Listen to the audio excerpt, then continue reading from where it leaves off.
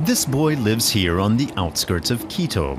A few weeks ago, his grandmother moved into a house next door. Today is a Saturday. It starts with a group breakfast, together with Michelle Arevalo-Carpenter and other helpers from the volunteer organization TECHO. They built the house out of plywood and donated building materials. It took just one day to construct.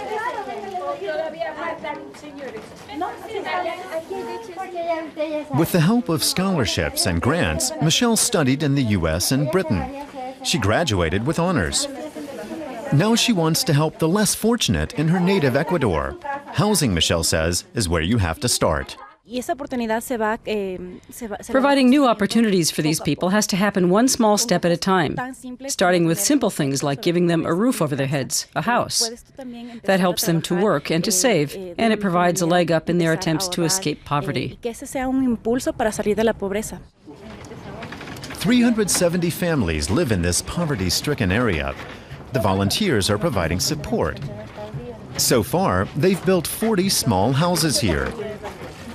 The authorities don't officially recognize the slum and don't provide basic services like water or waste collection. Many of the people here work as day laborers. Some of them are so poor that they've built dwellings out of whatever scraps they could find. TECHO didn't even have that. Now she has a house of her own. Ever since I was very small, I'd always dreamed of one day having a little house, but I could never afford it. Now it looks like I actually own one.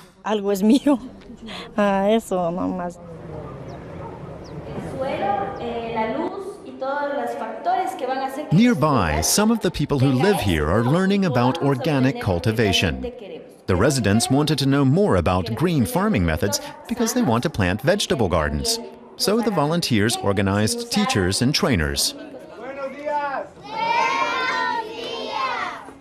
There's a program to amuse the kids while the work is going on, and the helpers from TECHO are having at least as much fun.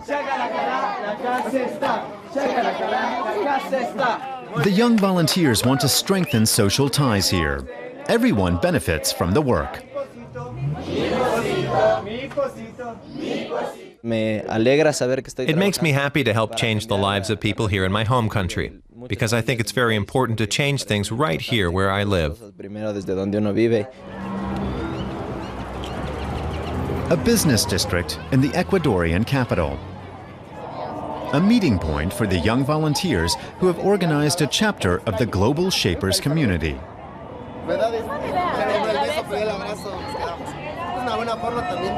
All of the volunteers are under 30. Michelle is also a member of the network.